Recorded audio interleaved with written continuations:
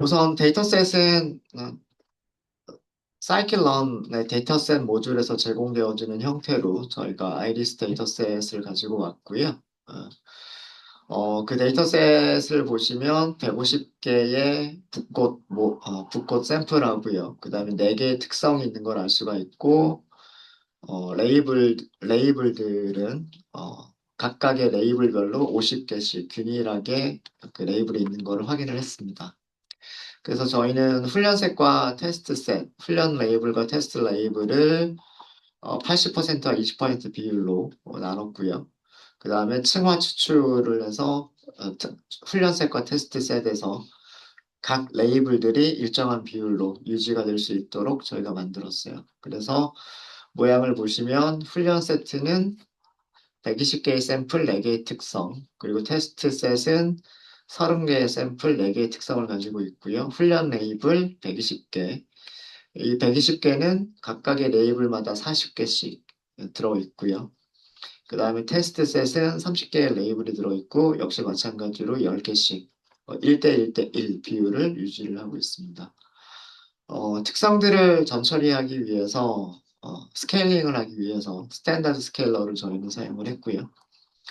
훈련셋에서 평균과 표준 편차를 찾고 훈련셋을 변환하는 것까지를 fit transform이라고 하는 메서드를 사용해서 한 번에 끝냈고요.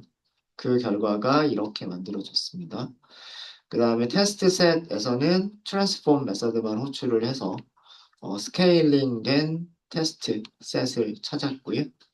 그런 다음에 저희가 KNN 모델을 생성하고 여기가 스케일링이 된 훈련 셋으로 KNN 모델을 훈련시킨 다음에 예측값들을 찾아봤어요. 훈련 세트에서의 예측값들을 찾아봤고, 훈련값의 예측값을 찾으시면, 그, 정확도를 계산할 수가 있죠. 정확도 계산할 수가 있고, 컨퓨전 매트릭스를 찾아볼 수가 있습니다. 그래서 컨퓨전 매트릭스를 그렸더니, KNN 모델이 120개 샘플들에 대해서 정답들을 다 알고 있더라고 하더라도, 가장 가까운 이유 5개를 찾아서 그 5개 다수결로 예측을 할 때에는 1번 샘플, 즉, 벌시 컬러가 하나가 틀리게 되고요.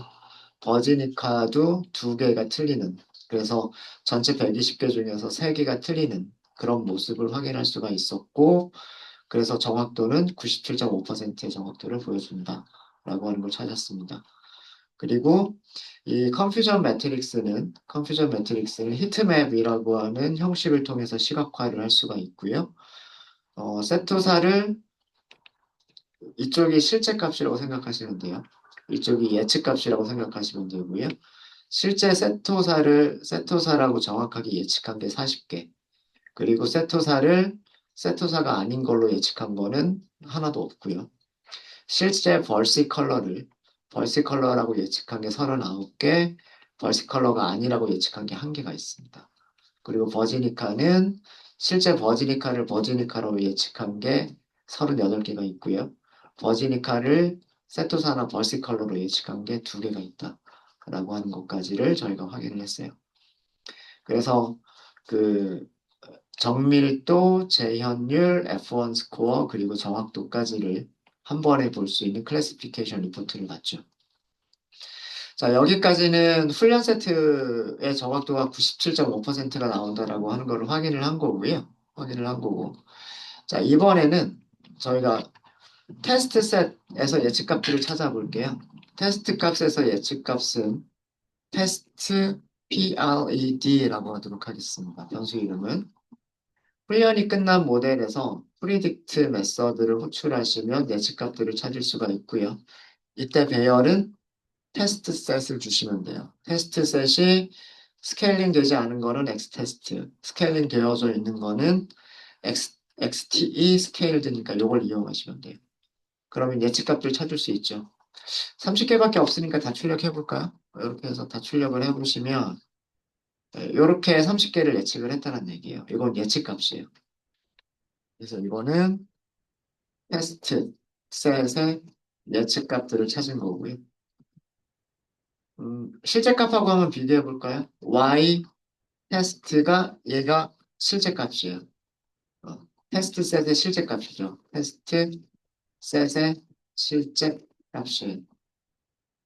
결과를 보시면은요. 예, 0은 0이라고 예측을 했죠. 2는 2라고 예측했고, 1은 1이라고 예측했고. 그 앞에 몇 개를 보면, 제대로 예측한 것처럼 보입니다. 그죠? 네. 근데 아마 여기에도 틀린 게 있지 않을까라는 그런 생각이 있고요. 훈련 셋의 정확도, 테스트 셋의 정확도는 마찬가지 방법으로 스코어를 이용해서도 계산이 가능합니다. 여기에 X 테스트 스케일들을 주시면 되고요. Y에는 Y 테스트를 주시면 돼요. 얘가 테스트 셋 정확도를 계산한 코드예요. 93.3%가 나왔군요. 93.3%가 나왔습니다. 어디서 틀렸는지를 한번 볼까요? 어디서 틀렸는지를 보면 컨프맷 테스트 셋에서 한 거에서 테스트라고 쓰도록 하겠습니다. 컨프맷 테스트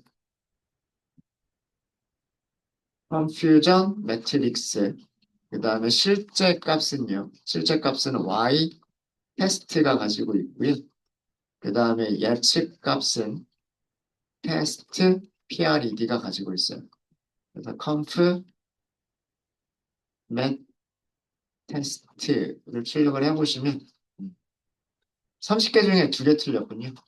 30개 중에 2개가 틀린 거를 확인하실 수가 있으시고 틀린 부분은 버지니카를 벌시컬러라고 잘못 예측한 게 2개가 있다라고 한 거를 알 수가 있습니다.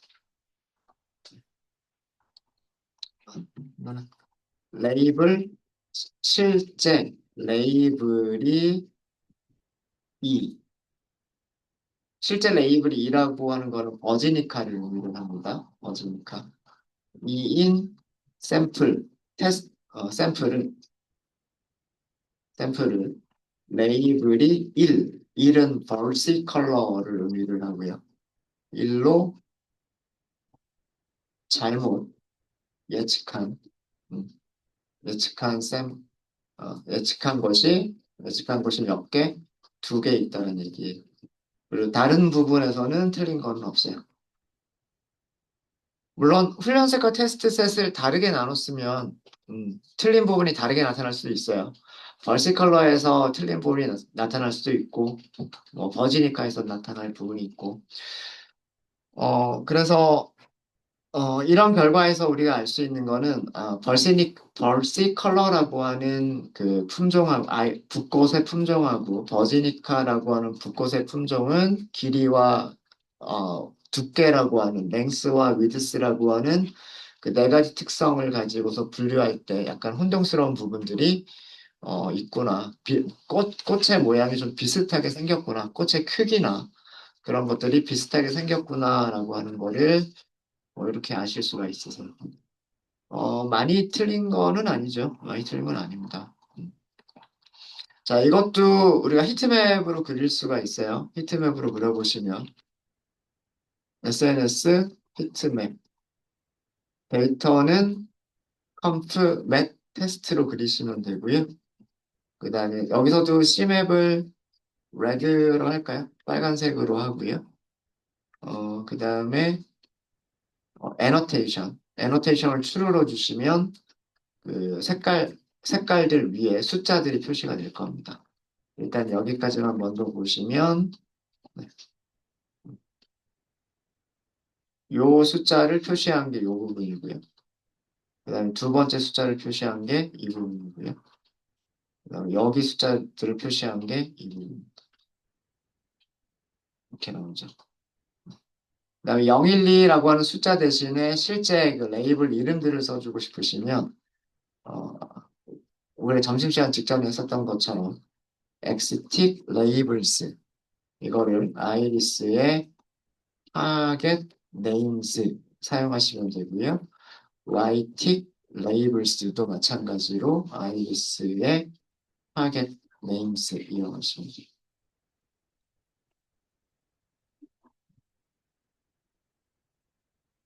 이쪽이 실제 값이라고 말씀을 드렸고요. 이쪽이 예측 값이라고 말씀을 드렸습니다. 그래서 요 그래프를 보시면서 얘가 어- 어떤 어디서 틀렸는지 무엇으로 잘못 예측을 했는지를 아실 수가 있으셔야 돼요. 그래서 세토사로 예측한 게 10개. 그래서 정확도 100%. 여기는 틀린 거 없고요.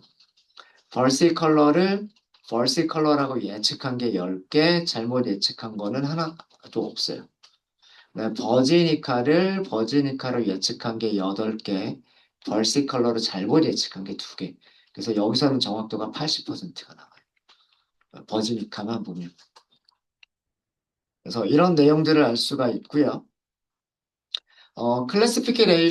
클래시피케이션 리포트를 보시면 프린트, 클래시피케이션 리포트, Y 추로에는 Y 테스트를 주시면 되고요. 그 다음에 Y PRED, 예측값은 테스트 프리딕트를 주시면 돼요. 어,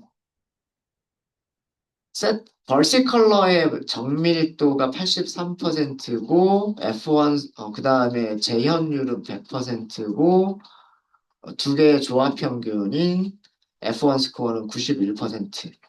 그리고 반대로 버지니카는 정밀도가 100%고요. 리콜이 80%고 두 개의 조합 평균이 0.8, F1 스코어가 0.89. 전체 정확도는 93%라고 하는 걸 알 수 있고요. 서포트라고 하는 거는 그 샘플의 개수를 의미한다라고 말씀을 드렸었죠. 네. 자, 요것도 다시 한번 설명을 좀 드리면은요. 우리가 true positive, true negative라고 하는 부분들을 다음과 같이 그려볼 수가 있어요. 이렇게.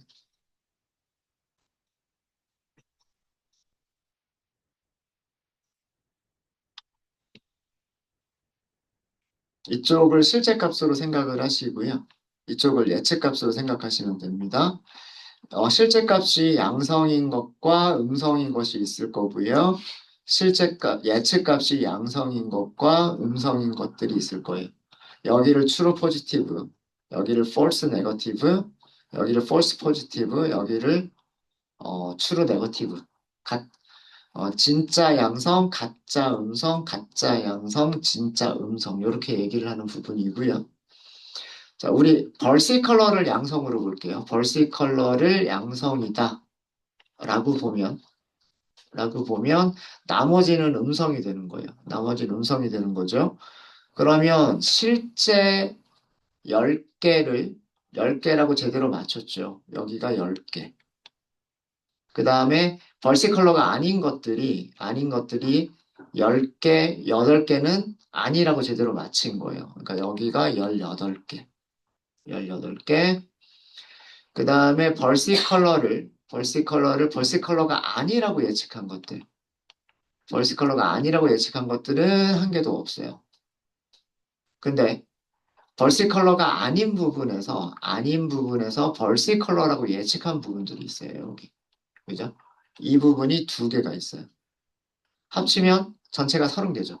맞죠? 다 합치면 30개예요. 테스트 셋에서는 30개가 있었잖아요. 그죠? 자, 그러면 여기에서 정확도는 어, 정확도는 전체 30개 중에 28개를 맞췄다. 이게 정확도. 그 정확도를 계산한 숫자가 0.93. 0.93인 거고요. 정밀도는 어떻게 계산을 하는 거냐면 정밀도는 예측들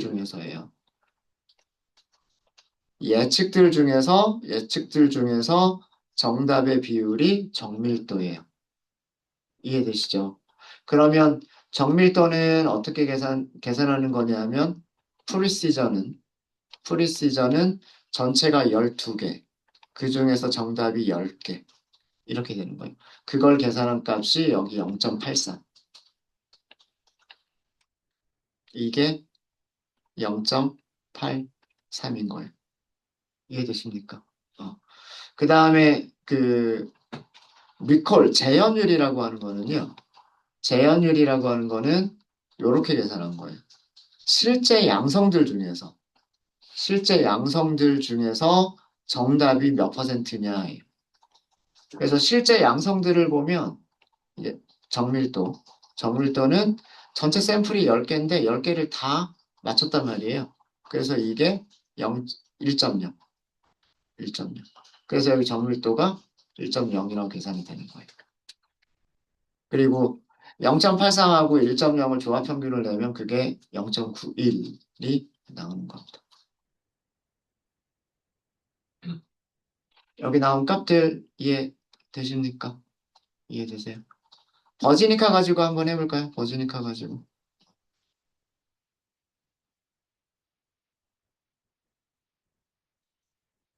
버지니카 가지고 보시면은요. 버지니카를 가지고 보시면 우선 버지니카라고 제대로 맞춘 녀석들을 보면 그죠? 8개밖에 안 없어요. 그죠? 그 다음에 버지니카가 아닌 것들을 아니라고 제대로 맞춘 거는 20개가 있어요. 20개가. 그쵸? 그 다음에 버지니카, 어, 실제로는 버지니카인데, 버지니카가 아니라고 예측한 게 2개가 있어요. 그죠? 그 다음에 그 외에는 나머지는 다 0이잖아요. 그죠? 여기가 0이에요. 0. 되셨습니까? 어, 네. 그럼 이걸 가지고서, 어,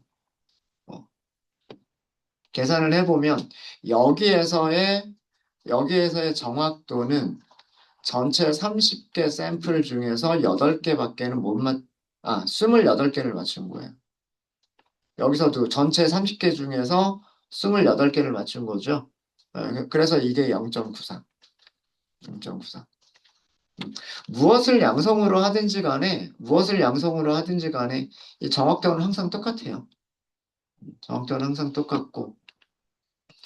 그 다음에 프리시저는 양성 예측들이라고 말씀을 드렸어요. 양성 예측들 중에서 이쪽에서 정답의 비율이 이게 프리시전이라고 말씀드렸어요. 그럼 프리시전은 전체가 정답이 일단 8개가 있죠. 여기 정답이 8개가 있는데 전체에도 8개가 있어요.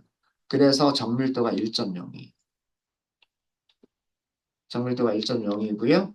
재현율은 실제 양성 샘플들 중에서 실제 양성 샘플들 중에서기 때문에 재현율은 정답은 똑같이 8개가 있는데 실제 양성 샘플은 10개가 있단 말이에요. 그래서 이게 0.8이에요.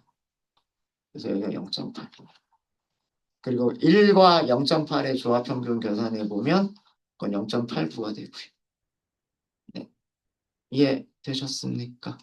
이런 식으로 각각의 샘플들에 대해서 0을 양성으로 했을 때, 2를 양성으로 했을 때, 2를 양성으로 했을 때의 정밀도 재현율, 그리고 F1 스코어를 계산하는 거다라는 그런 내용입니다. 그래서 이렇게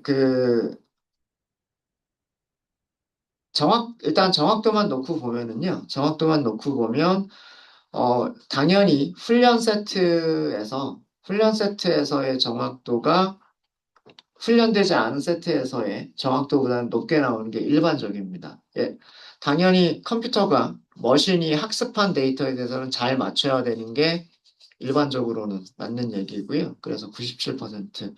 그리고 훈련되지 않은 데이터에 대해서는 그거보다는 조금 정확도가 낮게 나오는 게 일반적인 그런 경향이 맞아요. 예. 근데 항상 그렇지는 않습니다. 때로는 테스트 셋이 정확도가 더 높게 나올 수도 있어요.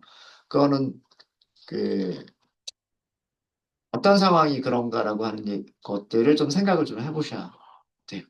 네. 자, 이제 그럼 네. 혹시 여기까지 정확도가 너무 낮게 나온다고요? 0.3이 나와요? 0.3이 나와요? 잠시만요.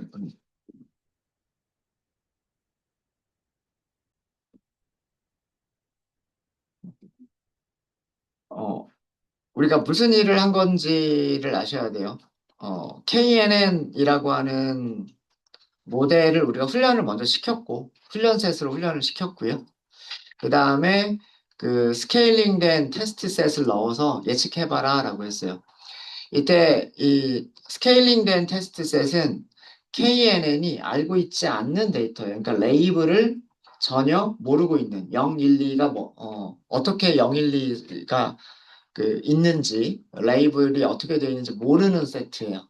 그 세트를 자기가 알아서 이렇게 예측을 한 건데, 예측한 방법은 뭐냐면, KNN의 기본적인 생각은 테스트 셋의 샘플이 있잖아요. 그 샘플에서 훈련 세트 120개가 있잖아요. 120개의 거리를 다 계산을 해보는 거예요. 어, 테스트 셋의 첫 번째 샘플에 대해서 120개의 거리를 다 계산을 해보는 거예요. 그 중에서 가장 가까운 거 5개를 선택하면 그 5개의 레이블은 훈련 레이블에서 찾을 수가 있잖아요. 그래서 그 훈련 레이블에서 5개가 뭐 0인지 1인지 2인지를 보는 거죠. 누가 제일 많이 나오느냐를 보는 거예요. 그렇게 해서 다수결로 제일 많이 나온 레이블로 예측을 한다는 뜻이에요. 그렇게 해서 만들어진 예측값이 이거란 얘기예요.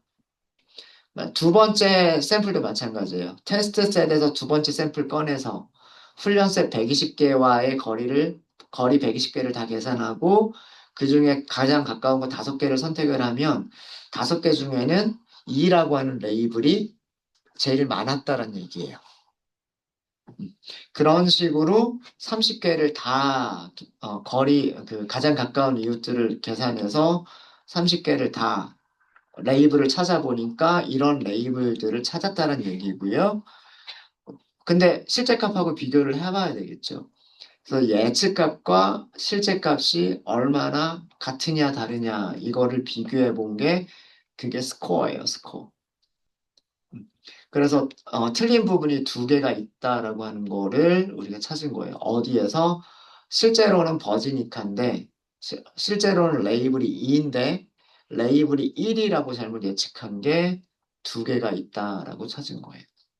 그래서 정확도는 93%가 나오고 93%가 나오는 거를 알 수가 있습니다. 되셨습니까? 음, 네. 자, 그러면 어, K 값에 따라서 정확도가 어떻게 변하는지를 볼게요. 훈련 세트에는 그 K가, 아, 샘플들이 120개가 있기 때문에 이웃들 개수를 계산을 할 때 최대 아무리 많이 계산해봐야 120개까지밖에 계산을 못해요. 그죠? 그리고 우리가 120개를 다 쓸 필요가 없겠죠. 그죠? 120개를 다 써버리면 어떤 일이 발생하냐면 어떤 샘플에 대해서 120개의 거리를 계산하면 40개, 40개, 40개 이렇게 다 동일하게 나와버리잖아요. 그죠? 그런 일이 발생하기 때문에 가장 가까운 이웃을 120개까지도 사용할 필요는 없을 거예요. 그래서 K 값을 바꿔갈 거를 저는 배열로 어떻게 만들 거냐면 1부터 최소한 한 개는 있어야 되겠죠. 99개까지만 한번 써볼게요. 1부터 99개까지만. 그 다음에 훈련 세트에서의 정확도를 저장할 배열. 얘는 훈련 셋에서의 정확도를 저장할 리스트를 만들어 둔 거고요. K가 1일 때의 정확도, K가 2일 때의 정확도, K가 3일 때의 정확도. 그럼 K가 99일 때의 정확도까지도 계산할 수 있겠죠. 그리고 테스트 셋에서의 정확도들도 저장을 할 거예요. 그래서 얘는 테스트 셋에서의 정확도를 저장할 리스트를 만든 거예요. 그 다음에는 반복문 쓰시면 돼요. 반복문. for k 값이 in k values 1부터 99까지 k 값을 변화시키겠다는 뜻이에요. 이거는 음, 음, 네. 이거는 제가 좀 잘못 쓴 거고요. 얘는 k 값을 1부터 99까지 99까지 변화시킨다라는 그런 뜻이고요. 이렇게 할 때마다 우리는 KNN 모델을 새로 만들어야 돼요. 그죠? 그래서 KNN을 생성하시는 거예요. K 네이버 클래시파이어. 그리고 네이버의 개수를 K로 하시는 거예요. K로.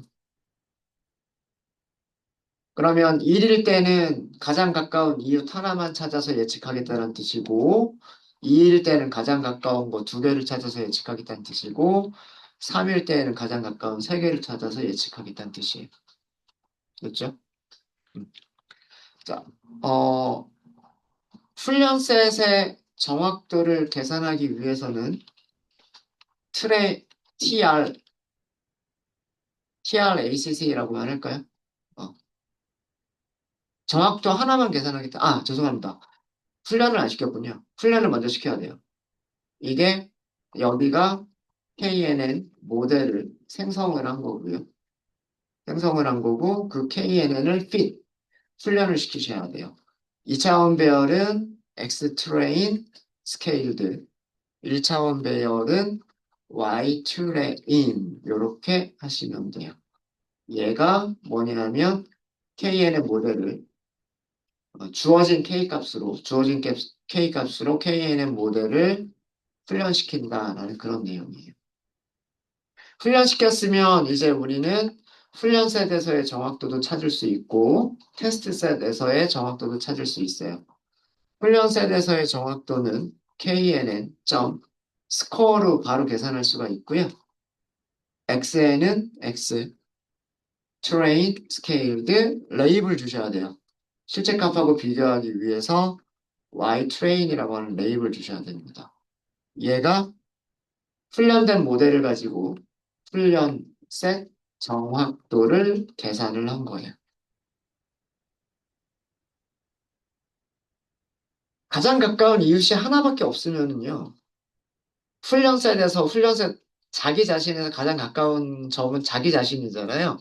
100%가 나올 수밖에 없을 거예요. 제일 처음에. 아마 보시면. 자, 첫 번째 샘플이 훈련셋에서 우리가 뽑아낼 거죠. 그래서 예측을 해볼 건데 가장 가까운 이웃 하나만 찾아라 그러면 훈련셋에서 가장 가까운 샘플을 찾을 건데 그 샘플은 결국은 자기 자신이잖아요. 그럼 100% 정확하게 맞출 수밖에는 없어요. 어. 자, 그러면 이 훈련셋의 정확도는 어디다가 그 어펜드를 할 거냐면 train ACCS 여기에다가 append TR ACC append 하시면 돼요. 여기 훈련셋은 여기다 저장하겠다고 했으니까 되셨죠? 마찬가지 방법으로요. TEACC라고 변수 이름 만들까요? 이거는 테스트 셋에서의 정확도 계산하겠다는 얘기예요. X 여기서는 X에는 무엇을 줄 거냐면 X 테스트인데 스케일드 되니까. 그리고 Y는 Y 테스트를 주시면 돼요. 얘가 테스트 셋의 정확도를 계산을 한 겁니다. 그럼 마찬가지 방법으로 얘를 넣어주시면 돼요. 어디다 넣어주시면 되냐면 테스트 ACCS에다가 append 하시면 돼요. 무엇을? TEACC를 append 해주시면 돼요. 요거를 append 해주시면 돼요.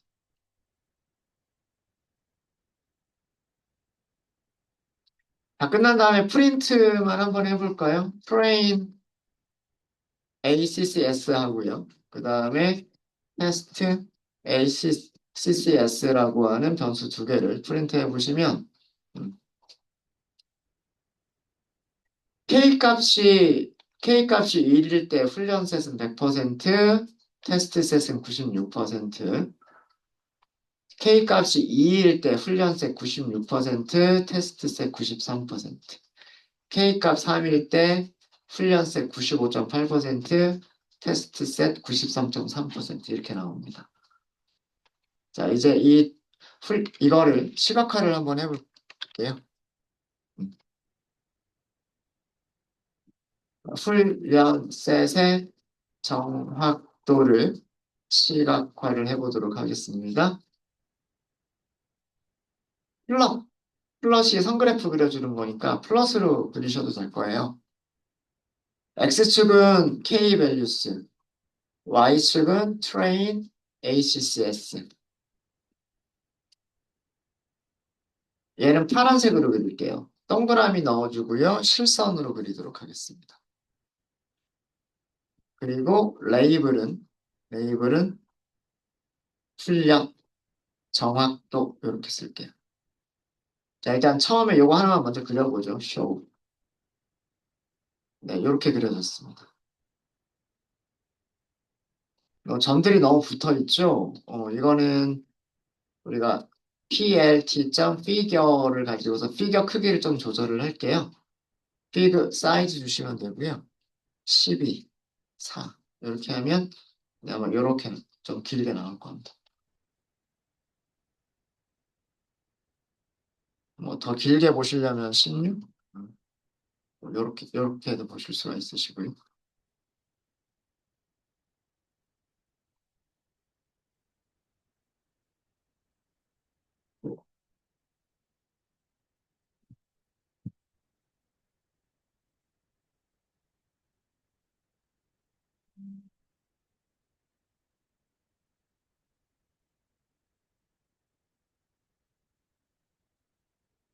그럼 테스트 셋의 정확도를 시각화해 보시면은요. PLT 선 플롯, X축은 똑같이 K 밸류스, 그리고 Y축은 테스트 정확도. 여기는 빨간색으로 그릴게요. 여기도 점을 찍어줄게요. 점선으로 그리겠습니다. 레이블은, 레이블은 테스트 ACC 점. 이렇게 할게요. 이렇게 그려졌죠? 이렇게 그려졌습니다.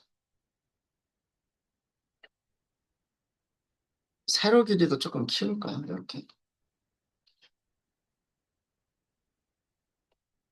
여기를 6으로 했어요.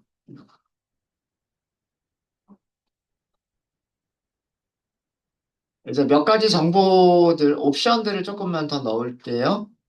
일단 레전드를 보여주시면 좋을 것 같아요. 범례를 보여주시면 좋을 것 같고, 그 다음에 X축의 레이블, X는 K 값들이잖아요.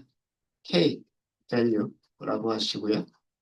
그 다음에 Y축은 정확도잖아요. 그래서 Y 레이블은 accuracy, accuracy. 그리드를 그려주면 조금 더 보기가 좋지 않을까라는 이런 생각이 있습니다. 레이블. 음,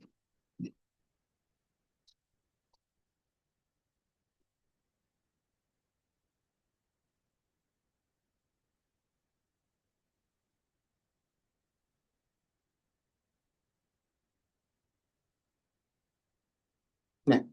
그래프에 대한 내용을 이해하실 수 있으셔야 돼요. 그래프에 대한 내용을 이해하실 수 있으셔야 되는데, 뭐 그래프 그리는 거는 플롯이나, 플롯이나, 파이 플롯을, 매트플러립을 이용하실 때는 플롯으로 그리시면 되고요. C본 라이브러리를 이용하실 때는 C본에는 라인 플롯이라고 하는 게 있죠. 선그래프 그릴 때. 라인 플롯 이용하시면 그리실 수 있으실 거예요. 어, 뭐, 라인 플롯 그리실 때에도 X, Y 지정하시면 되고요. 이거는 마커의 색깔을 의미하고, 마커의 모양을 의미하고요. 그 다음에 선의 모양, 선 스타일을 의미를 하죠. 그런 것들도 라인 플롯에서 역시나 마찬가지로 지정하실 수 있으세요. 그 다음에 레이블은 이렇게 범례들을 보여주는 부분이고요. 자, 우리가 숫자를 하나씩 하나씩 다 비교하시는 보다는 그래프로 딱 보시는 게 한눈에 파악하실 수가 있으세요. 우선 파란색 부분, 훈련색 부분만 먼저 보겠습니다. 파란색 부분만 먼저 보면은요. K 값이 우리가 가장 가까운 이웃들을 무조건 많이 선택한다고 해서 좋은 거는 아니다라고 하는 걸 알 수가 있죠. 오히려 K 값이 커지면 커질수록 정확도는 오히려 떨어져 버립니다. 그죠? 가장, 가장 좋은 K 값은, 훈련셋에서 가장 좋은 K 값은요. 이 1이라고 하는 거는 이거는 무시해야 되겠죠. 그죠? 그죠? 얘를 제외하고 나면 훈련셋에서 가장 좋은 정확도는 여기 두 개예요. 그쵸?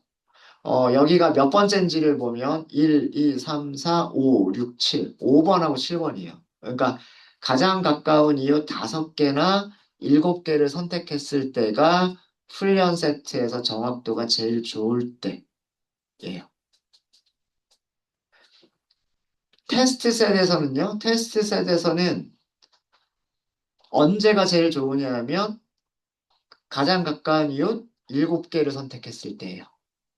그죠? 나머지는 떨어지죠. 또 나머지 떨어지죠. 오르락 내리락 하긴 하지만 또 떨어지죠. 그쵸? 네. 그래서 이 그래프만 놓고 보면 이 그래프에서 우리가 가장 좋은 K 값으로 선택할 수 있는 거는 여기예요. 훈련 세트와 테스트 셋의 정확도 차이가 적고 훈련 셋에서도 정확도가 높고 테스트 셋에서 정확도가 높고 그리고 그 차이가 적은 여기가 가장 좋은 K 값이에요.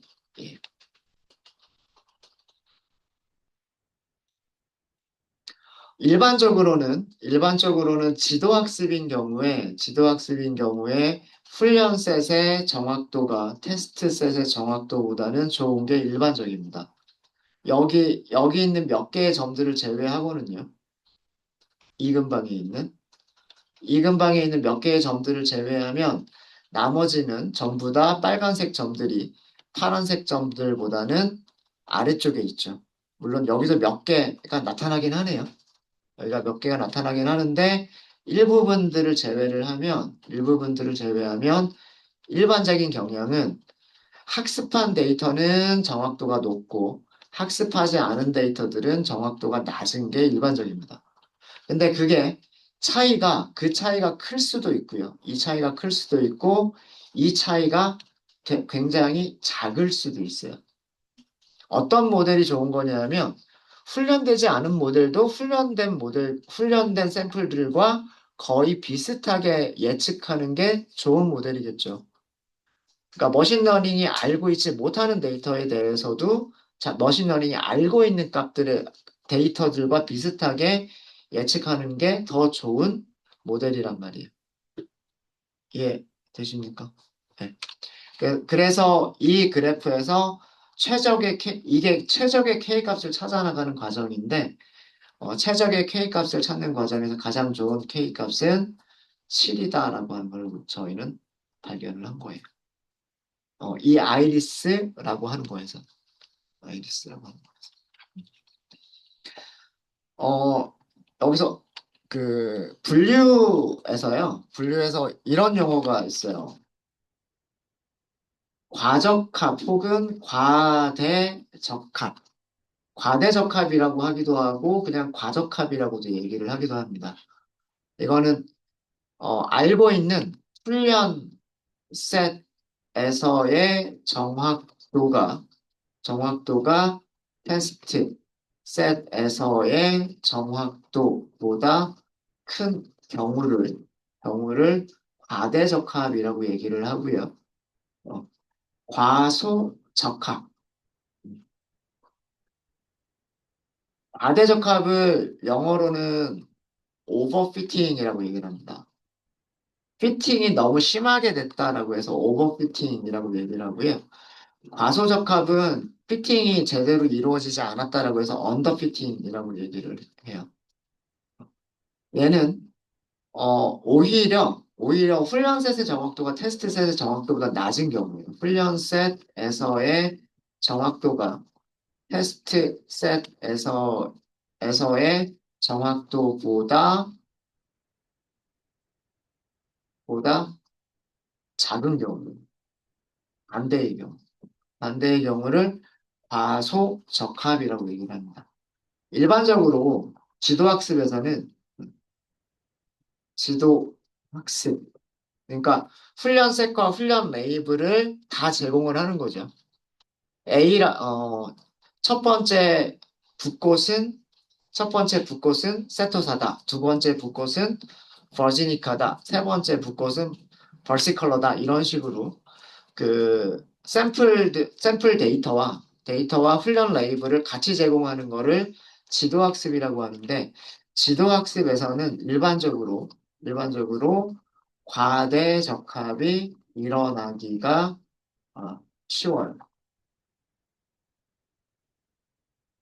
과대적합이 일어나기가 쉽고, 좋은 모델은, 좋은 머신 러닝 모델은 과대적합의 크기가 작은 경우, 작은 경우예요. 그러니까 훈련셋의 정확도와 테스트셋의 정확도의 차이가 적은 경우. 과대적합의 크기가 작다는 얘기는 다르게 얘기하면 훈련셋의 정확도와 테스트셋의 정확도 차이가 작은 경우가 좋은 머신러닝 모델이에요. 그래서 이 그래프를 보면 그래서 우리가 이 그래프에서는 그 K가 7일 때가 가장 좋은 모델이다라고 하는 겁니다. 과소적합이 일어나는 경우는 과소적합은 과소적합은 그 샘플의 개수가 적은 경우 일어나는 경우가 많아요. 샘플의 개수가 적은 경우, 적은 경우에 발생하기 잘 나타나요. 그러니까 꼭 뭐 샘플의 개수가 적다라고 해서 항상 과소적합이 일어나는 건 아니지만 보통은 샘플의 개수가 적은 경우에 과소적합이 일어나는 경우들이 흔하고 그래서 과소적합을 줄이기 위해서는 샘플의 개수를 늘려주는 게 과소적합의 크기를 줄이는 그런 방법입니다. 그래서 이런 경우는 어, 어, 과소적합을 줄이기 위해서는 샘플들을 더 많이 수집을 해야 돼요. 보통 일반적인 경우 그렇습니다. 그래서 과소적합은 비유를 하자면 그런 거예요. 어, 선생님이 10개의 문제를 수업 시간에 다 풀이를 다 해서 문제와 답변을 다 알려줬어요. 알려줬는데, 예. 그래서 그 알려준 문제 그대로 시험을 봤더니 하나도 못 맞추고 빵점을 받았어요. 근데 수업 시간에 하지도 않은 문제를 딱 줬더니 100점을 맞아버렸어요. 그 얘기는 뭘까요? 그냥 막 찍었는데, 그, 맞출 수도 있는 거잖아요. 그죠? 음. 이거 수업 시간에 본 문제인데, 이거 풀어봐야지 하고 푼 거는 하나도 못 맞추고. 그죠? 이거 생판 처음 보는 문제네? 찍어야지? 찍은 건 다 맞추고. 그럴 수 있다는 얘기죠. 머신러닝도 마찬가지란 얘기예요.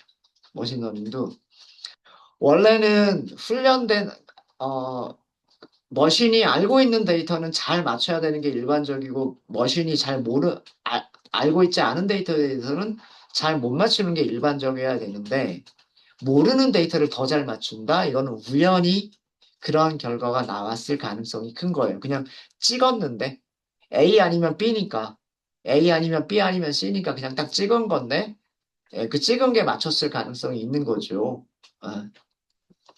그래서 과소적합은 우연에 의해서 나타난 결과인 경우들이 많고, 우연에 의해서 나타난 결과란 얘기는 샘플이 적어서, 테스트셋의 샘플이 적기 때문에. 그럼 테스트셋 샘플을 더 늘려주는 게 방법인 거예요.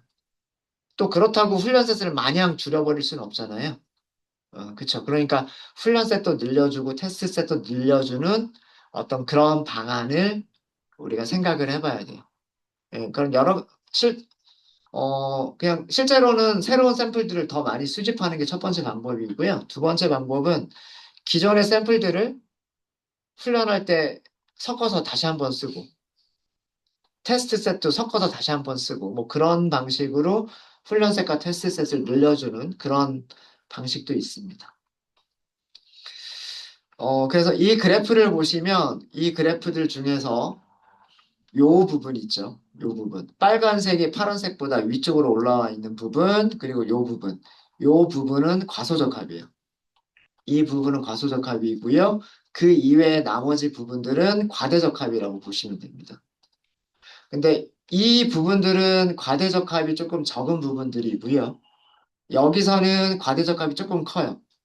여기서는 과대적합이 조금 그 크기가 좀 크고 가장 큰 부분은 아마 여기가 가장 큰 것 같죠. 이쪽 부분이 과대적합이 큰 것 같죠. 그러니까 K 값이 많아지면 많아질수록 K 값이 많아지면 많아질수록 정확도 자체도 떨어지고 있고 정확도 자체도 떨어지고 과대적합의 크기도 커지고 있어요. 그죠? K 값이 오히려 작을 때가 정확도도 좋고 과대적합의 크기도 적어요. 그쵸? K 값이 많아지면 많아질수록 정확도 자체도 80% 밑으로 떨어졌고 과대적합의 크기도 굉장히 커졌어요. 그럼 좋은 모델이 아니란 얘기예요. 그래서 여기서는 어, 이런 거를 통해서 우리는 아이리스 모델에서는 가장 가까운 이웃은 7개를 선택하는 게 가장 좋겠다. 과대적합의 크기도 적고 훈련셋에서의 정확도도 좋고 테스트셋에서의 정확도도 좋은 그런 모델이 7개더라 라고 하는 거를 찾았다라고 하는 겁니다. 그래서 어, 이런 식으로요. 이런 식으로 객체를 생성할 때 KNN이라고 하는 이런 머신러닝 모델을 생성할 때 변화시켜주는 값을 하이퍼 파라미터라고 얘기를 하고요. 가장 적절한 하이퍼 파라미터를 찾아가는 과정을 하이퍼 파라미터 튜닝이라고 얘기를 합니다. 가장 좋은 성능을 내는 머신러닝 모델을 생성하는 거. 그거를 찾아가는 과정을 하이퍼 파라미터 튜닝이라고 얘기를 해요. 하이퍼 파라미터 튜닝. KNN에서 가장 대표적인 하이퍼 파라미터가 그 가장 가까운 이웃의 개수예요. 이웃의 개수. 네. 네, 이렇게 해서 저희가 K 값을 찾는 것까지를 살펴봤습니다. 그리고 과대적합, 과소적합이라고 하는 용어도 설명을 드렸어요. 네, 혹시 질문 있으실까요? 네, 혹시 네. 그 같은 데이터를 이용한다고 하더라도 그 다른 이제 유저들 사이에서 다른 결과값이 나타날 수 있어요. 있죠. 뭐, 예를 들어서 훈련셋과 테스트셋을 똑같이 80대 20으로만 나눈다. 라고 하더라도요. 어, 제가 랜덤 스테이트를 42로 딱 고정시켰잖아요. 여기 훈련셋 테스트 나눌 때 42로 고정시켰죠. 섞을 때 난수를 고정시켜 버린 거예요. 요거 값 바꿔주면 샘플들이 다르게 나오겠죠. 그죠? 그러면은 정확도가 달라질 수도 있고 정확도가 같더라도 틀린 게 세토사에서 틀린 게 나올 수도 있고 버지니카에서 틀린 게 나올 수가 있고 그 개수가 조금 달라질 수가 있어요. 그런 부분도 조금 달라질 수가 있고요. 뭐 테스트 셋의 크기 자체를 바꿔버리면 그건 당연히 그 결과가 다르게 나올 거고. 그래서 요거는 요 숫자를 바꿔버리면 아마 결과가 조금 다르게 나올 거예요. 요 숫자 바꿔버리면. 근데 랜덤 스테이트는 하이퍼 파라미터는 아니에요.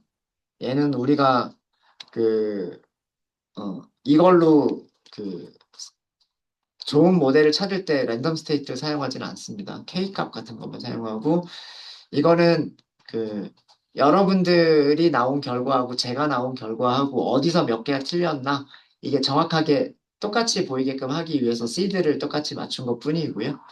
네, 일반적으로는 이거는 아무 숫자를 그냥 랜덤하게 써요, 정말. 그래서 이건 설정 안 하는 경우도 있습니다. 네, 또 질문 있으실까요?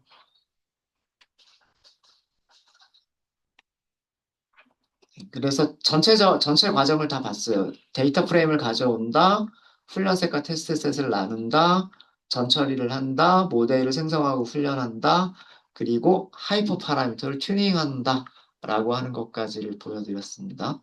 네, 네, 질문 없으시면 저희 40분까지 쉬었다 할까요? 네, 40분까지 쉬었다 하도록 하겠습니다.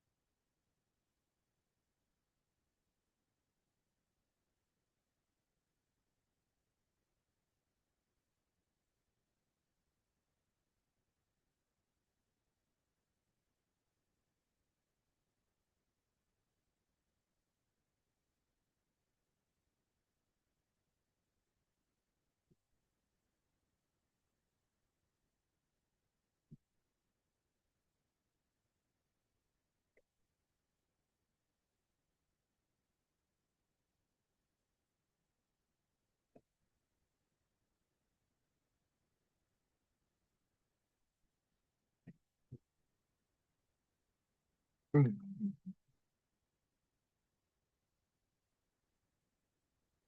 빨간색 무슨 문제 있잖아요. 정확도 그린 거? 거기서 그 트루 네거티브가 20이라고 나왔는데 그게 좀 원리가 아, 그거 그린 거? 그거는 클래스픽 요거 가지고 근데 자 이거를 보면 버지니카를 아까 버지니카 양성이라고 가지고 할게. 하셨을 때 그래프를 이쪽이 실질감, 이쪽이 예측감. 네. 정밀도, 정확도는 전부 다 양성, 음성 두 가지를 놓고만 하는 거거든. 우리가 양성을 2를 양성으로 할 거야. 그러면 네거티브는 0이나 1이 네거티브야. 그지? 이거 알겠지? 자, 2를 2라고 예측한 거 보자. 2를 2라고 예측한 게 몇 개? 8개. 그지? 그 다음에 0과 2를 0과 1이라고 예측한 거. 0을 0이라고 예측한 거, 그 다음에 2를 1이라고 예측한 거. 이제 쓰면 돼. 그 다음에 2를 0이나 1로 예측한 거. 이렇게 2를 0이나 1로 예측한 거. 두 개밖에 없죠. 그지? 그 다음에 이거는 0과 1인데 2라고 예측한 거. 그러니까 어디에 있는 거냐면 여기지. 0을 2라고 예측한 거, 2를 0이라고 예측한 거. 요거지. 빨리 나오네요. 요거 다 합치면 30개잖아. 30개. 그래서 정밀도는 요 정답의 비율인데 분모가 뭐냐? 분모가. 이쪽이 이렇게 분모야. 그 다음에 리콜은 이쪽이야. 이게 정밀도 이게 돼야 돼. 그래서 똑같이 8개인데 이쪽은 10개가 분모죠. 그렇게 해서 두 숫자가 나온 거. 여기는 정밀도, 재현율, 1.05, 0.3 ASCP 어제 보니까 이렇게 나오지. 특이도 이것도 있던데 여기는 안 나오네요. 특이도가 그리고 특- 베타 스코어 특이도가 그, 그게 뭐였었지? 특이도. 그러면 재현율의 네거티브 버전이 실제 네거티브들 중에 네거티브였나? 이거를 이건가 이거? 네, 그거였었던 것 같아요. 이건가? 그러면은 20분에 20분. 특이도. 아닌 거를 아닌 거라고 예측한 건데. 그러니까 그거 정의만 클래시피케이션 여기는 안 나와요. 거의 여기서는 주로 저것만 플라스틱 요거 분류 리포트에서는 저것만 나와가지고 특이도라는 것도 쓰긴 쓰죠. 근데 보통은 프리시전하고 리콜을 많이 쓰고 그래프를 볼 때도 프리시전 리콜 그래프라고 하죠. 그리고 제가 그럴 때는 이해가 안 됐어요. 사실 여지 없지만 하나만 그 반복론에서요. 요거 할 때? 네. 훈련셋의 정확도와 테스트셋의 정확도를 각각 이렇게 입력했던 거에 의미가 좀 자, 헷갈려가지고. 얘를 가지고 훈련을 했잖아. 네. 그러니까 훈련했으니까 훈련한 걸 얼마나 잘 맞췄느냐. 그게 맞추는 게 100% 맞추기도 하고 96% 맞추기도 하고 95% 맞추기도 한다. 이거고. 그럼 그 K가 1일 때 훈련셋에서는 정확도가 100%가 나왔는데 테스트셋은 정확도가 몇 퍼센트 나오고 있느냐. 그거 계산한 게 96%라는 얘기지. 따로따로 계산을 해줘야지. 그러니까 자 KNN이라고 하는 게 내가 120개의 모델들을 가지고 있어. KNN이 120개에 대해서는 알고 있어. 그래서 이 KNN한테 예측해라. 내가 훈련할 때 쓴 거 가지고서 예측해라. 이렇게 했는데 정확도가 100%가 나올 수도 있고 안 나올 수도 있고. 근데 또 하나는 예측해라. 훈련할 때 쓰지 않았던 30개를 가지고 예측해라. 이거죠. 이게 훈련 세대들 정확도, 이게 테스트 세대들 정확도.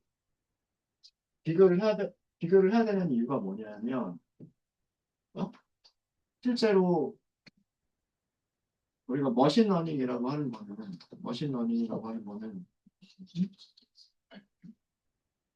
우리가 데이터를 많이 수집해서 얘한테 딱 줬어. 그 다음에 어떤 새로운 불꽃 하나가 딱 왔어. 그 불꽃이 왔을 때 예측했는데 정확할 거냐 안 할 거냐 그거를 예상할 수 있어야지.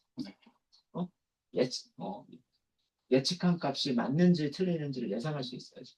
몇 퍼센트 정도로 맞출 수 있을 것 같냐라고 예상하기 위해서 그게 이게 훈련되지 않은 거고 테스트 계산을 해보는 거예요.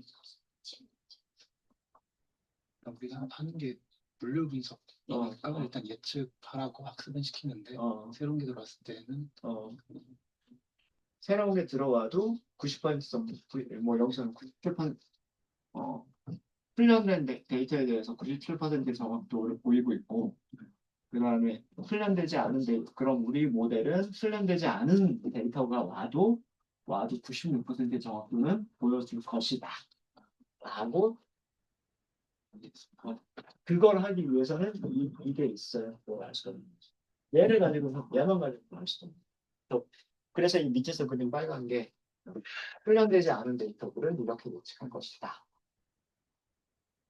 이것만 학습한다면 그냥 기출 문제집만 공부하고 시험장에 가는 그치. 응용 문제 같은 것도 새로운 문제도 뭔가 해내려면 이것도 있어야 좋아야 된다는 거다. 이건 항상 이거를 이것만큼 학습을 시켜주는 거죠. 100개. 보통은 가지고 있는 것보다 더 많이 할 수가 없어.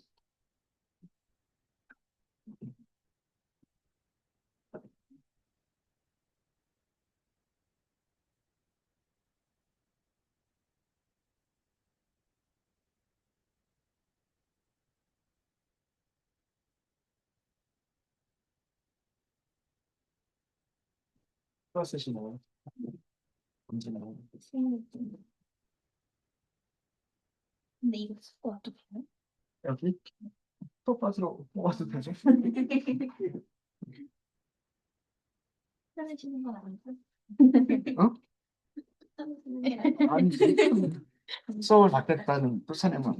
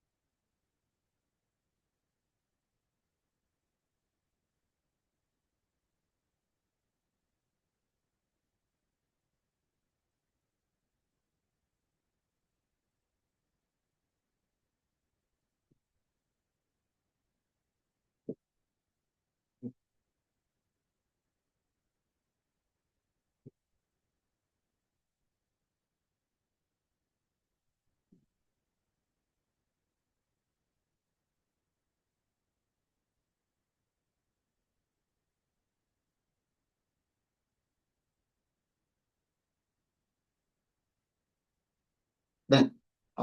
혹시 전 시간까지 한 거에서 질문 있으실까요?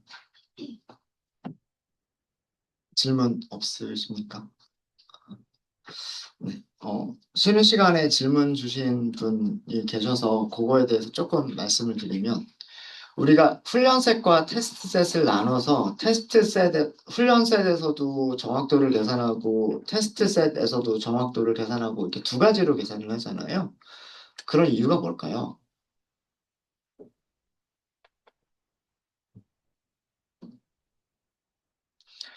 그거는 뭐냐면 어, 일반화 성능이 어느 정도가 될 것이냐를 예상하기 위해서 테스트셋의 정확도를 계산을 해보는 거예요. 일반화 성능이라고 하는 거는 뭐냐면 학습되지 않은 데이터를 어느 정도 정확도로 맞출 것이냐라고 예상을 해보는 거예요. 예상을. 그러니까 우리가 훈련셋과 테스트셋을 나누지 않으면 우리가 150개를 다 훈련시키고 150개에 대한 예측값을 내놓을 수가 있어요. 그래서 그 150개 샘플에 대해서 정확도가 몇 퍼센트다. 이렇게 그 할 수가 있단 말이에요. 근데 그거는 뭐냐면 150개 시험 문제지를 다 공부하고 갔으니까 그걸로 똑같은 문제가 나왔을 때에만 정확도가 97%가 될 거다라고 그렇게 예상을 하는 거고요. 그러면 공부하지 않은 문제들에 대해서는 몇 퍼센트를 맞출 거냐라고 하는 거는 거기서는 알 수가 없는 거예요. 훈련셋에서는 알 수가 없는 거예요. 그래서 훈련시키지 않는 데이터를 따로 떼어놓는 거예요. 훈련시키지 않는 데이터를 떼어놓고서 훈련은 뭐 전체 데이터셋의 80%나 70% 정도만 훈련을 시키고 그렇게 해서 훈련셋에서는 뭐 99%의 정확도가 나왔다. 그래서 좋은 모델인 것 같다.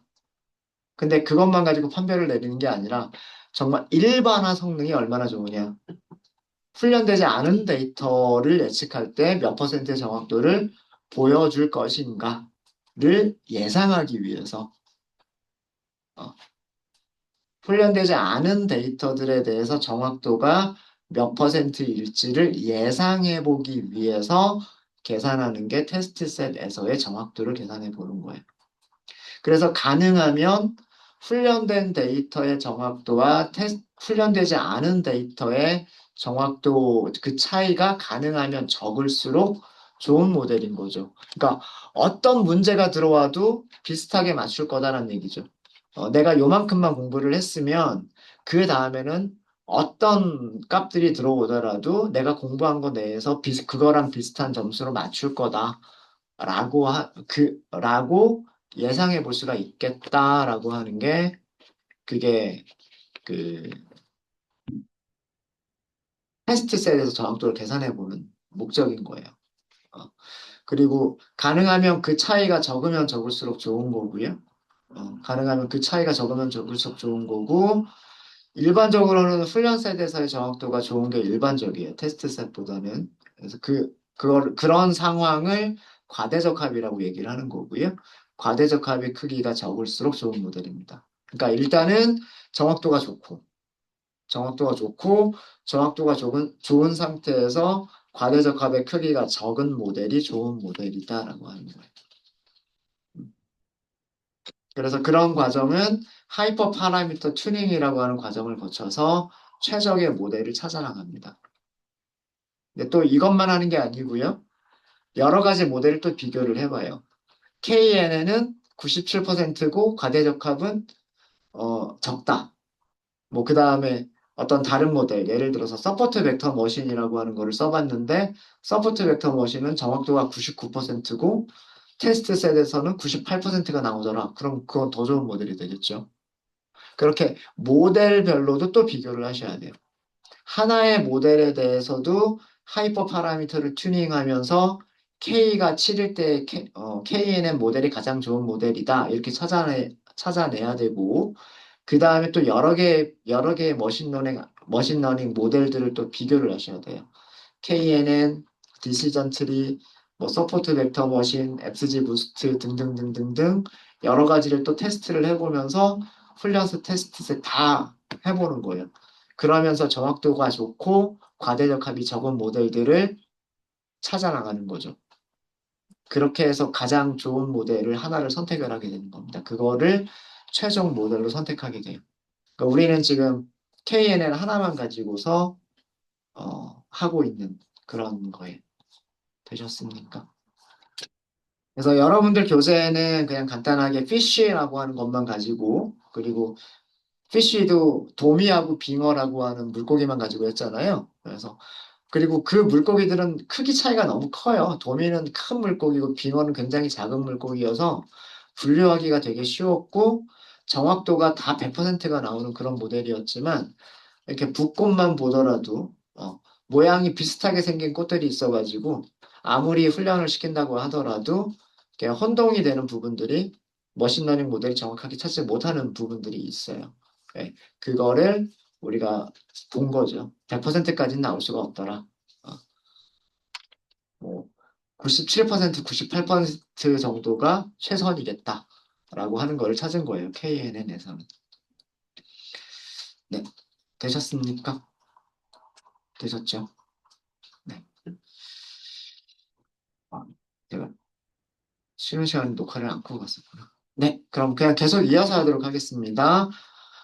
여러분들께 시간을 좀 드릴게요. 새로운 데이터셋을 가지고서, 지금 우리가 아이리스 데이터셋을 가지고서 했었던 것처럼 처음부터 끝까지 쭉 한번 해보시는 거예요. 데이터셋은 제가 여기 만들어 드리도록 하겠습니다. 텍스트셀을 추가를 할게요. 그냥 파일을 바꾸지 않고요. 그냥 여기서 하겠습니다. 아직 파일의 길이가 그렇게 길진 않아서 제목은 아이리스라고 되어 있지만 유방암 데이터가 있어요. 위스콘신 대학이라고 하는 대학에서 그 의대가 있나 봐요. 그래서 그 암 데이터들을 수집한 게 있어요. 이것도 머신러닝에서 굉장히 유명한 데이터 중에 하나입니다. 그래서 악성이냐, 악성이 아니냐. 그러니까 악성암은 실제 암이란 얘기고요. 그 다음에 악성이 아닌 것들은 그냥 무록 같은 거. 그래서 암은 아닌 그런 것들을 그러니까 조직을 띄어내서 암인지 아닌지를 검사한 그런 데이터가 있는데 그 데이터셋 그래서 breast cancer라고 하는 데이터 데이터셋을 가지고 오도록 할게요. 이 breast cancer 데이터도요. 데이터도 그 scikit-learn에서 가져올 수가 있어요.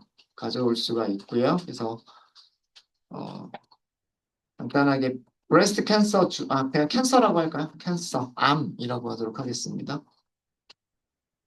데이터 세츠에 로드라고 하는 이름으로 이렇게 검색을 해보시면은요. 브레스트 캔서라고 하는 함수가 있어요. 자, 이것도 마찬가지로 사용하는 방법 똑같죠. 함수 이름은 로드 아이리스라고 하는 함수와 사용하는 방법이 똑같습니다. x와 y를 따로 리턴을 할 거냐? 그렇지 않겠다는 얘기죠. 그러니까 그냥 번치라고 하는 클래스 타입으로 리턴하겠다는 뜻이고 데이터 프레임은 따로 만들지 않겠다라는 그런 뜻입니다. 그래서 이렇게 해서 데이터를 가져오고요. 가져오고 음. 디스크립션을 먼저 좀 볼게요. 프린트 키들을 먼저 볼까요? cancel, jump, keys 똑같은 메서드를 가지고 있어요. 똑같은 메서드를 가지고 있고 똑같아요. 데이터, 타겟, 프레임은 없다라고 나올 거예요. 타겟 네임스, 그 다음에 설명, 피처 네임스, 파일 네임, 데이터 모듈 이런 키들을 가지고 있습니다. 여기서는 데이터가 2차원 배열이고요. 타겟이 1차원 배열이고 그 다음에 이 타겟이 의미하는 거 아마 0하고 1밖에 없을 거예요. 0하고 1이 의미하는 게 뭐냐라고 하는 거고요. 그게 타겟 네임스. DSCR, Description 설명이고, Feature Name.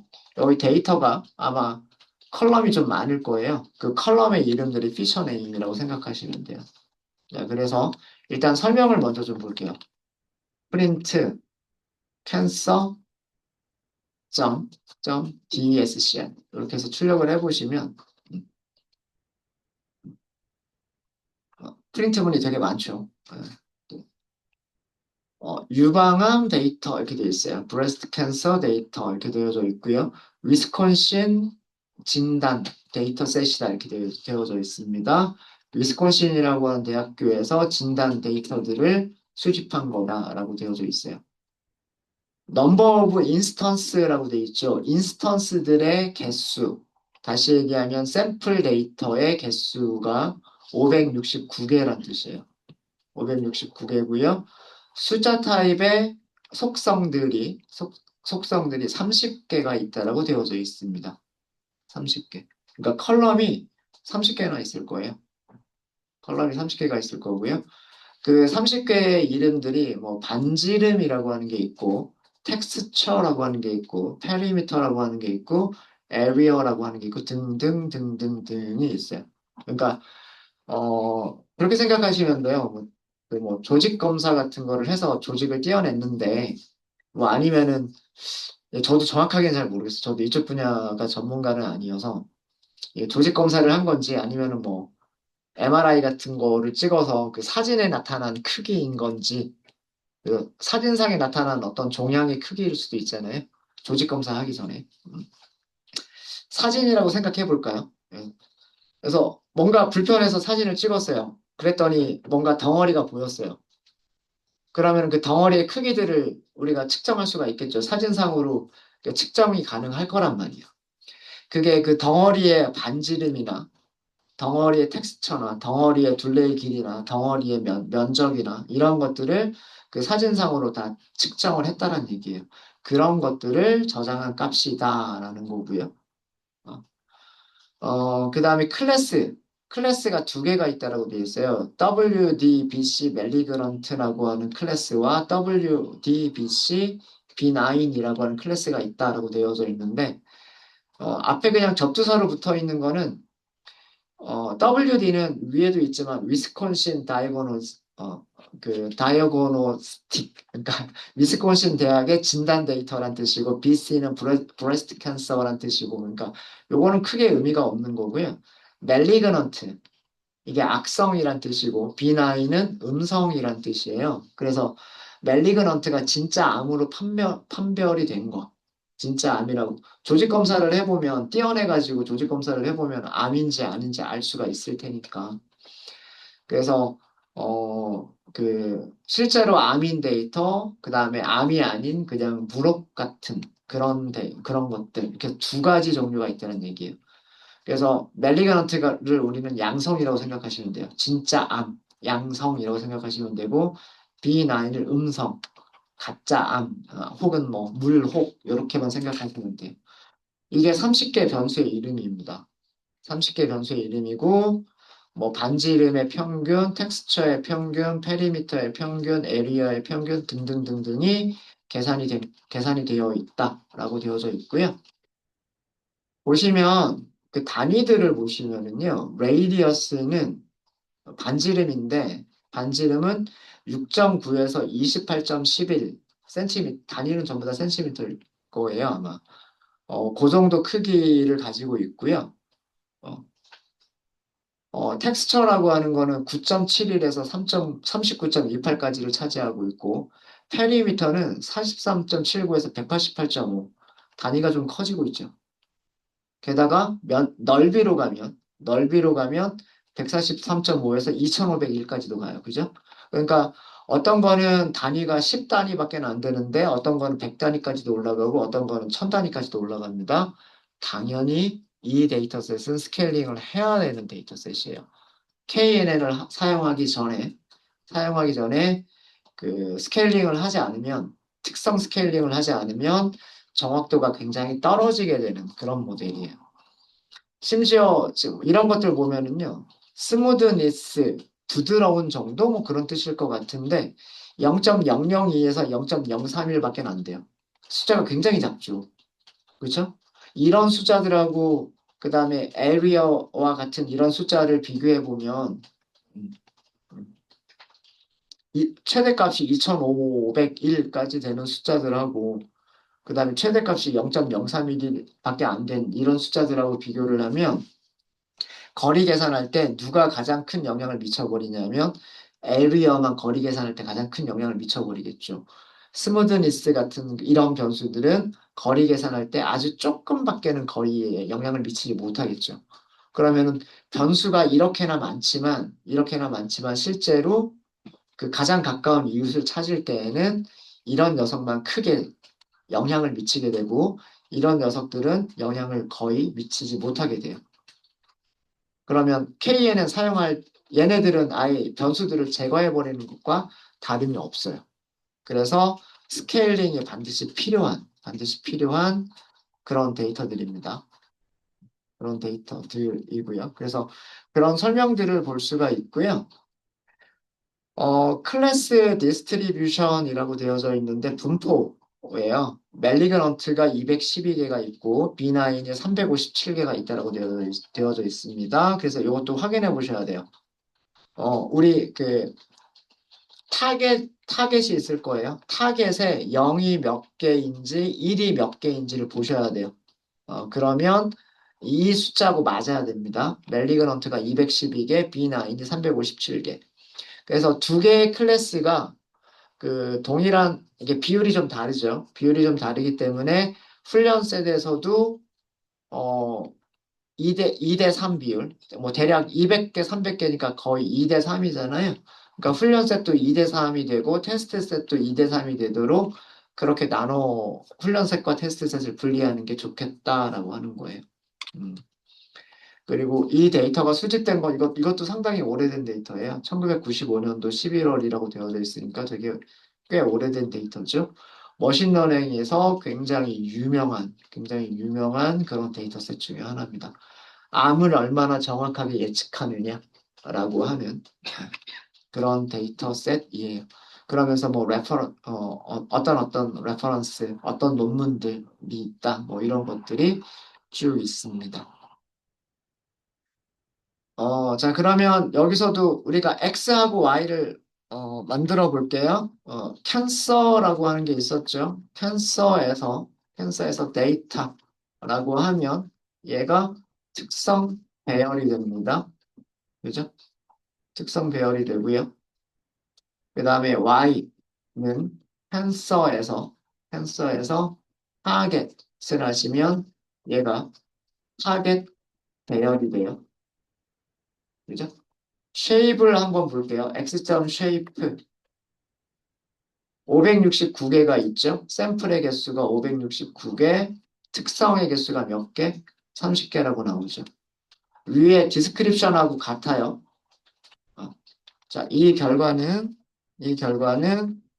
569개 그리고 30개 이런 2차원 배열인데 얘가 의미하는 거는 샘플의 개수가 569개, 인스턴스의 개수, 그 다음에 피처의 개수가 30개란 뜻이에요. 30개란 뜻입니다.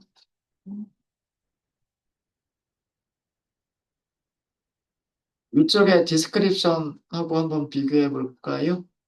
위쪽에 디스크립션하고 비교를 해보시면은요, 제일 위쪽에 아마 있을 거예요. Number of instance 몇 개? 569개. 그죠? 그 다음에 숫자로 이루어진 어트리뷰트들이 전부 몇 개? 30개. 이렇게 되어져 있죠. 그래서 행의 개수가 569개고 컬럼의 개수가 30개인 2차원 배열인 거예요. 이해되셨죠? 그 다음에 Y점 shape을 보시면 딱 569개예요. 569개고 이거는 당연히 샘플 개수만큼만 레이블이 있으면 되는 거잖아요. 첫 번째 샘플이 양성이냐 음성이냐, 두 번째 샘플이 양성이냐 음성이냐 라고 하는 것만 있으면 되잖아요. 그러니까 이거는 샘플의 개수를 갖는 1차원 배열인 거예요. 1차원 배열. 앞에서 몇 개만 출력을 해볼게요. 이 데이터의 앞에서 5개만 한번 출력을 해보죠. 5개만 1차원 배열인데 여기까지가 1차원 배열 한 개예요. 여기에 숫자가 전부 아마도 30개의 숫자가 있을 거예요.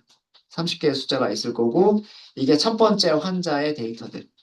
첫 번째 환자의 그 사진 에서 측정한 그 값들의 데이터들인 거고요. 그다음에 이게 두 번째 환자한테서 측정한 값들인 거예요. 두 번째 환자한테서 측정한 값들. 그런 게 5개가 이렇게 있는 거죠. 그러니까 30개의 숫자를 갖는 1차원 배열들이 전부 569개가 있다라고 하는 그런 내용이에요. 자, 이 5개의 레이블을 보시면 Y 이것도 앞에서 5개만 이렇게 보시면은요. 전부 다 0이라고만 되어져 있죠. 이거 어쩌면 정렬이 되어져 있는 것일 수도 있어요. 물론 우리가 전부 다 출력해 본 건 아니기 때문에 0과 1이 섞여져 있는지 아닌지는 모르겠지만 적어도 앞에서 5개만 보면 전부 다 0만 들어가 있고요. 0만 들어가 있죠. 정렬이 되어져 있을 가능성도 있겠다. 전부 확인해 본 건 아니지만 정렬이 안 돼 있을 수도 있어요. 전부를 다 출력해 보면 되겠죠. 그리고 0이 몇 개고 1이 몇 개인지를 세보면 판다스 시리즈 이용하시면 되겠죠. y를 시리즈로 바꾼 다음에 value count를 호출하시면 0과 1의 개수가 나와요. 0이 212, 1이 357개라고 나오죠.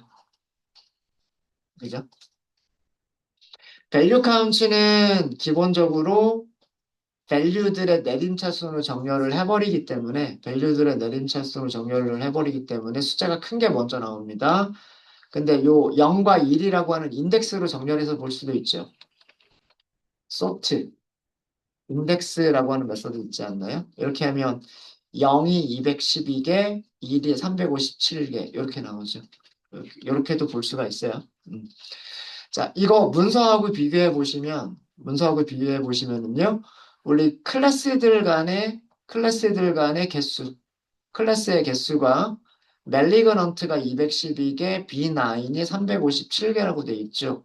암이 212개고 그 다음에 암이 아닌 게 357개라고 돼 있어요. 그쵸? 그러니까 우리 0이 암인 거라고 생각하시면 돼요. 0이 양성. 0이 그 암이라고 생각하시면 되는 거고 1이 암이 아니다라고 생각하시면 돼요. 아셨죠? 그래서 요거는 클래스인데 이 브레스트 캔서 캔서 데이터의 클래스가 0이라고 되어 있는 거 0은 뭐냐면 멜리그넌트라고 되어져 있고요. 멜리그넌트는 양성이라고 생각하시면 돼요. 그러니까 진짜 암.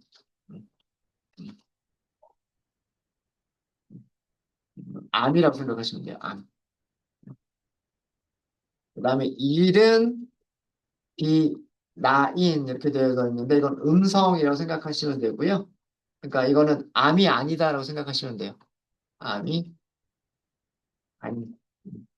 그러니까 그냥 그 심하지 않은 그냥 무록 같은 거라고 생각하시면 되는 거예요. 뭐 암은 절제를 해야 되겠지만 암이 아닌 거는 절제를 하지 않더라도 크게 생명에는 지장이 없는 그런 거라고 생각을 하시면 됩니다.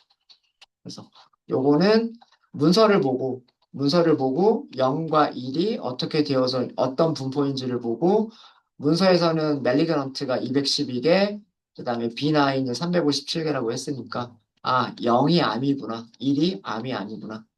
0을 양성, 1을 음성으로 우리는 보면 되겠다. 예. 보셨죠? 네. 뭐 데이터들을 시각화해 보셔도 좋습니다. 뭐 몇 개의 데이터들만 뭐 산점도를 그려본다거나 뭐 아니면 분포 히스토그램을 그려본다거나 그런 것들도 나쁘지는 않을 것 같아요. 뭐 그런 것도 한번 생각해 보시고요.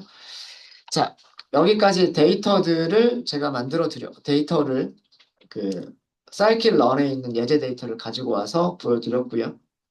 여러분들은 아이리스에서 했었던 것처럼 일단 훈련셋과 테스트셋을 분리를 하셔야 되고요. 그 다음에 훈련셋만 가지고서 스케일링 하고 테스트셋도 스케일링을 하고요. 그 다음에 훈련셋을 훈련시켜서 예측값들 찾아보시고요. 그 다음에 테스트셋의 예측값들 찾아보시고 두 개의 정확도를 비교해보고 그 다음에 이 암 데이터에서는 K가 얼마일 때가 가장 좋겠느냐라고 하는 것도 생각을 해보시면 좋을 것 같습니다.